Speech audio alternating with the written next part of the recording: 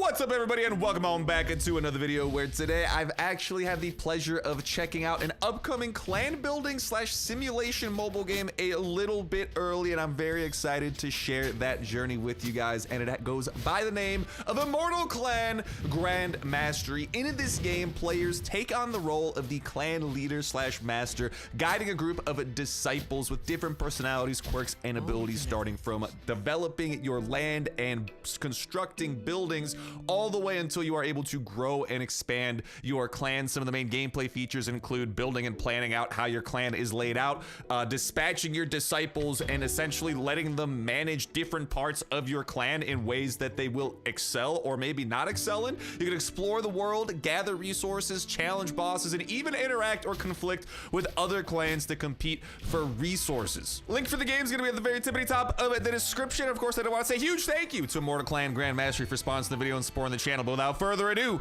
let's dive in. Now, you guys probably already noticed the awesome Chinese art style and Eastern cultivation atmosphere throughout some of these early game scenes that we're seeing. We're going to see that in some battles here as well, but truly the visuals are very clean and have a unified style that really does make for strong immersion in the theme of the game. And I mean, our first task here, as this lovely cat is trying to tell us, is that we gotta go ahead and do some of this clan building, because this is really going to be the core of where the game is going to kind of play out. Like, it is up to us to build up our clan, and what better way than with a lodge where some of our disciples will actually be able to rest. Because at the core of the game, it's not just level grinding or combat, but it's a simulation management game centered on clan building and how you are able to operate your clan. And you know what? We gotta feed these guys. So why don't we actually repair this field over here, which will then allow us to essentially serve as the foundation to plant herbs. But first, we need to do exactly what I was just talking about. We actually need to assign a disciple to tend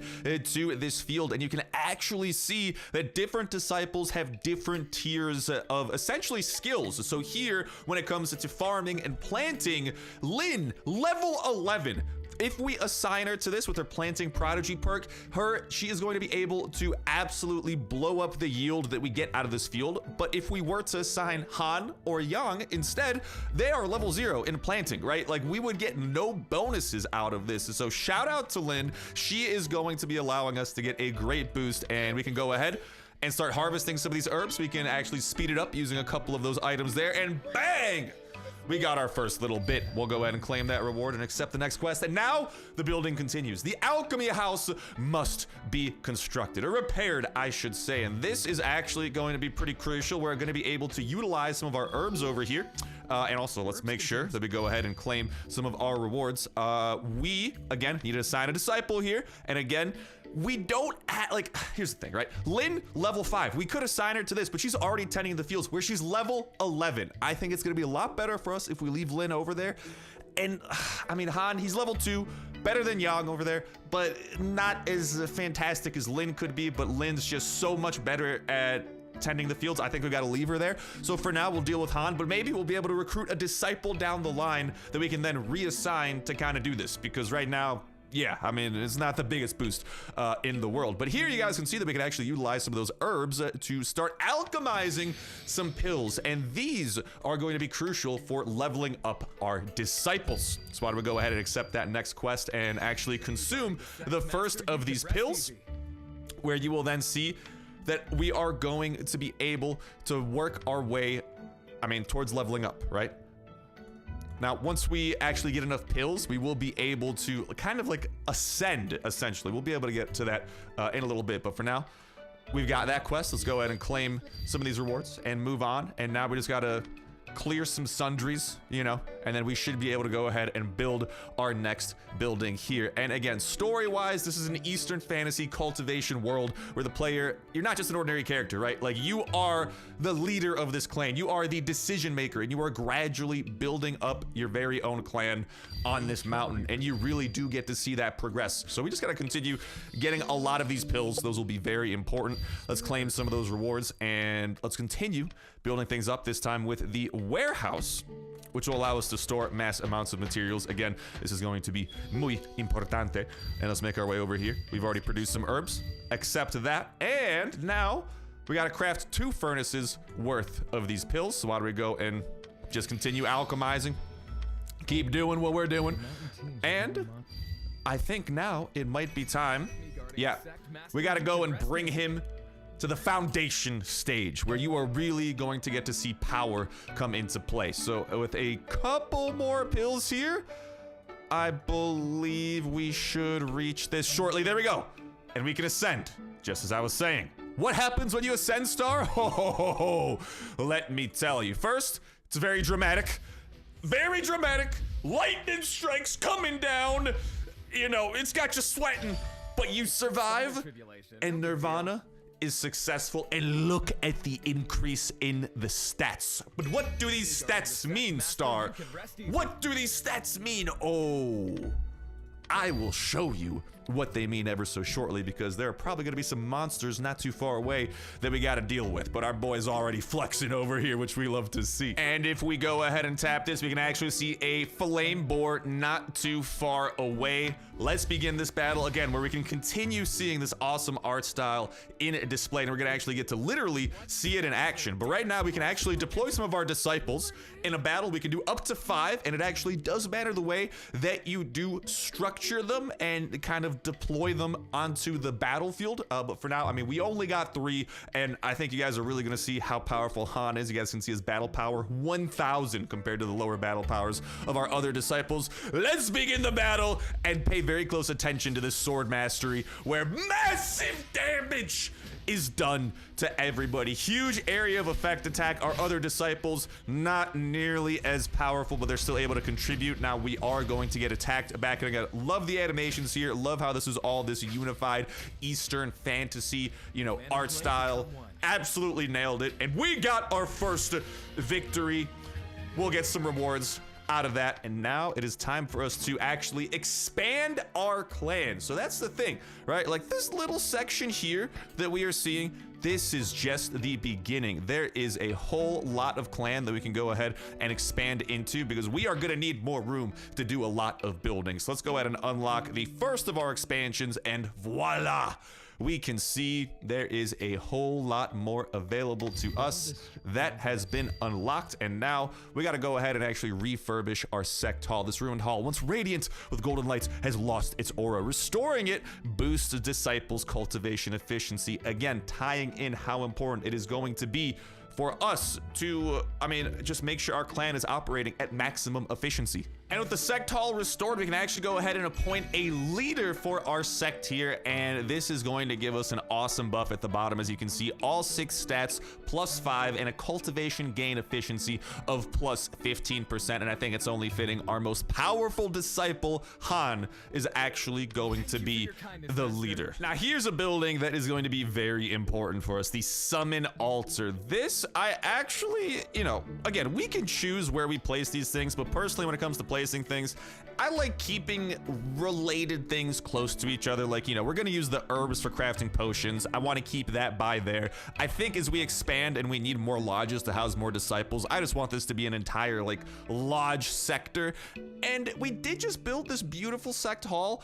Why don't we go in, like, I mean, just have the portal right by the hall? You know, I feel like those are 2 very central and important buildings, and I kind of like the prospect of placing them here, so why don't we go and do exactly that? And as soon as this thing is completed, you guys are going to see how we can actually recruit disciples into our clan. So we go over here into the sect recruitment, and we can actually get all of these options where we are then able to learn about, essentially we get 3 potential people. We can either recruit them or reject them. Why would you want to reject them? We'll get into that. But long story short, you could run out of space. Like, I don't know if you necessarily want to be accepting everybody, but here you can learn some of the stats that they have, some of the various traits that they have, and what they are going to be able to do. And then of course your ultimate decision of reject or admit into the sect. Here you can see kind of, you know, some of their traits and their total trait attributes that they have. We'll go ahead and admit them. Now the way that these traits work is that the green ones are actually going to represent the disciple's elemental attributes. So a disciple can only learn skills that match their elemental attributes. The more attributes they have, the more types of skills that they can learn. However,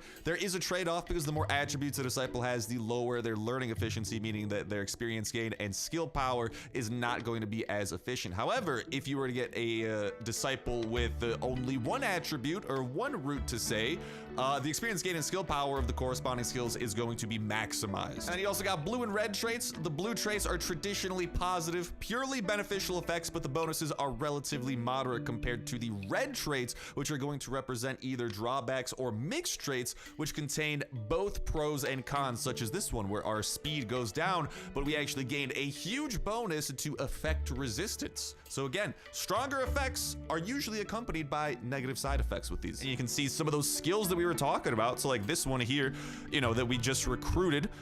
Level 6 planting, that's gonna be great as we continue building more fields. Level 9 planting, level 7 alchemy, even better. That's gonna increase some of our efficiency right off the bat. Not to mention more disciples, you know, we can also deploy them into battle. Here, forging, that's gonna come in handy. We don't have that building unlocked yet, but we are going to be able to forge, and this is gonna be a great person for that. So honestly, I will admit you as well, we're probably gonna need more lodges in order to do what we need, because currently, our lodge houses 4 people. Now that actually means that we can't assign them to do things, right? Like status, no residence. Oh, level 7 alchemy, that's way better than Han over here. Yeah, well, they need a home first in order to do that. So this is where I was getting into. You kind of have to start getting a little bit picky with your disciples at a certain point. Otherwise, like, you're just gonna run out of room, you know, or you're just gonna run out of lodges to continue building. And we will definitely be building a lot of lodges, let me tell you. So yeah, I've been a little bit busy, and as you guys can see, I've created a lot of lodges, and I don't know, I really like aesthetically how this looks, you know, like I like building things in a way that makes sense, and here it really feels like I've kind of built up a residential district where everyone's lodgings is.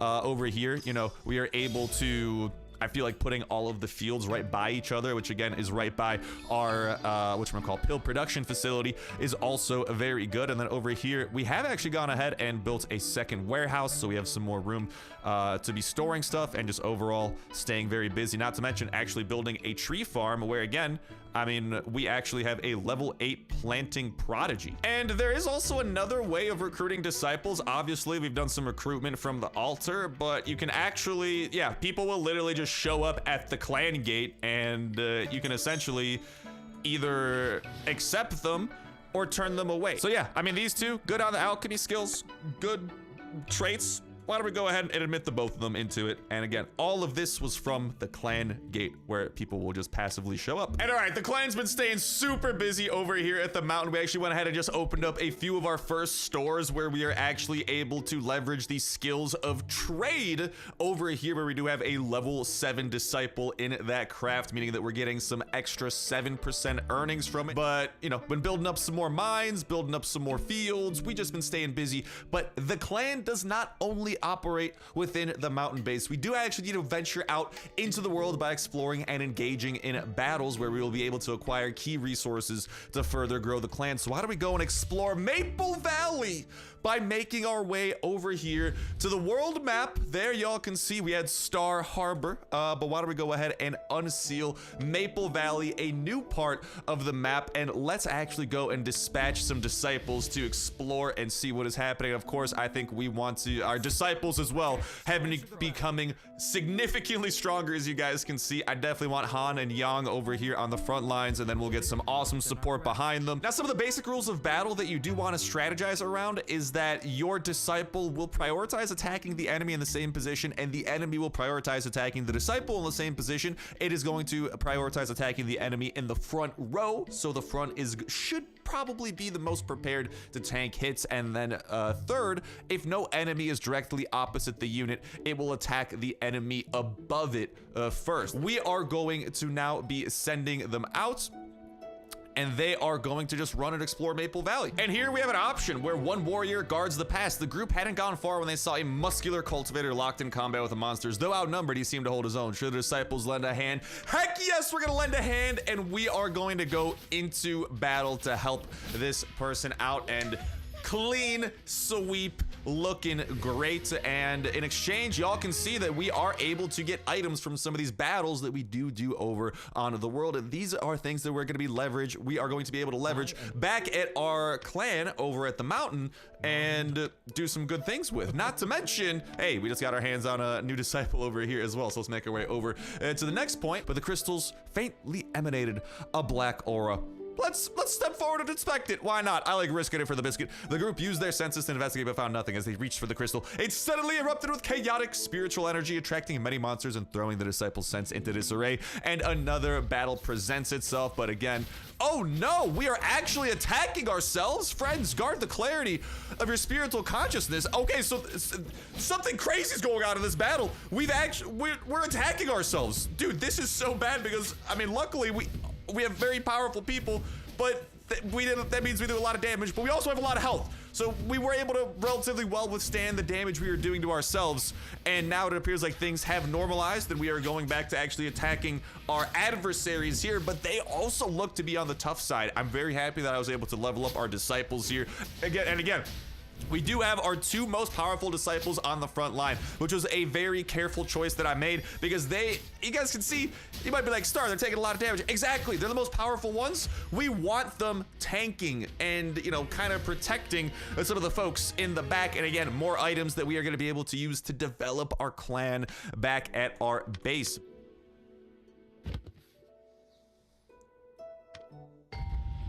And by entering this, we've entered into a bit of a different type of gameplay here where we've actually entered into this rift and now we can actually go through and essentially explore this type of map. We get to pick up various types of things along the way. Of course, we can encounter some enemies along the way, such as that phantom fox that is over there. But oh, look what we have here, some sort of a scroll that looks very important for the spirit deer in the mountains. Why don't we go ahead and swarm in and try to... Actually, let's give the spirit fruit and play with them. I'm gonna be a cool guy, you know? The spirit deer leaped nimbly into the forest ahead, then looked back as if wanting to lead everyone deeper into the woods. I'll follow the deer. I was nice, you know? Led by the spirit deer, check it out. We got some sweet stuff. The group arrived at an ancient tree. A faint spiritual chi emanated from a hole at its roots as if something were inside. Everyone cautiously reached into it, and we got some goodies out of it. And it does appear like here we've got a bit. This looks like a bit of a boss. The silver armor beast. Okay, so this is gonna be by far and away, I think, the most intense battle that we have seen to this point, and you guys can just tell. I mean, he's got a health bar up there, right? That's how you know you're fighting a boss. But guess what? Even this boss, not bossy enough for the crew that we have assembled. I think that they will be able to do a fantastic job fending them off, and down goes the silver beast. And that is a beautiful looking chest right there. Let's go ahead and collect that. Ooh, I cannot wait to bring these back to our base and develop the clan a little bit. Collect some of those, and then over here, but we just got a bunch of resources from that as well. And we have essentially, this is everything that we got from the exploration of this rift. As you guys can see, going out into the world, a fantastic way of collecting resources that you can then go ahead and bring back to your base. And there y'all have it. We've explored the entirety of Maple Valley, and you guys can actually see just how big and diverse this world map. You got all sorts of beasts on the world map that you could battle, different types of events such as this one here. You know, we'll take some of those, and literally we just got some stuff out of that. You know, we can collect some rewards once we take out the enemies blocking the way here. There is a huge boss monster that we could go and battle. And I mean, this world map will just continue getting larger and larger. Our stationing clan appears to have done well. If we look at over here in the dispatch log, we can actually see that we have successfully entered this clan, and we guys can see this battle play out. And this, I mean, we're not fighting monsters. We literally have just engaged with another clan. So, I mean, there's all sorts of things that you could do here. But let's make our way back over to our clan. And if we want to continue progressing, we have to repair the forge hall over here, and that is, I mean, gonna take some resources. And look at that. You guys remember, we literally got wood from going out and exploring out there in the world, and now we can leverage that to continue developing our clan back at home. And now is a fantastic time to start playing, because by pre-registering, you will be granted 150 draws on top of a limited edition SSR rarity character. And I almost forgot to mention the fact that the summoning altar is actually another place where you can assign a disciple, and their charm value is actually going to increase your chances of drawing more rare disciples. And with those 150 draws that you're going to be getting from the pre-registration, you are definitely going to want to make sure to have a good disciple assigned here. And as y'all can see, we got Lynn with a charm value of 70, who is definitely going to be increasing our chances at getting some good disciples recruited. Oh my goodness, and check it out. We've got our hands on the rarest disciple to date, an SSR. Whoo, what is this trait? The chosen one? Brother. Oh yeah, this is what you're gonna be drawing for, ladies and gentlemen. So absolutely no chance that Eunice is getting rejected. You are being admitted immediately, and that might already be one of, if not my best disciples in the entire clan. And again, being able to draw so many disciples from those rewards from downloading at the top of the description is gonna help you guys get disciples just like this. So there you have it, the Eastern Fantasy Clan Strategy RPG known as Immortal Clan Grandmastery is coming soon, where you will be able to become the Grandmaster of your own sect, personally building and planning your clan's layout, training disciples with different personalities, and leading them to the peak of the cultivation world. Join now to receive 150 free summons plus an exclusive limited disciple from that link at the very tippity top of the description. Come and create your very own clan world today. And I did want to say a huge thank you again to Immortal Clan Grandmastery for sponsoring the video and supporting the channel. That's gonna start wrapping it up for me for now. Thank you guys a whole ton for watching, and I'll talk to you in the next one. See ya.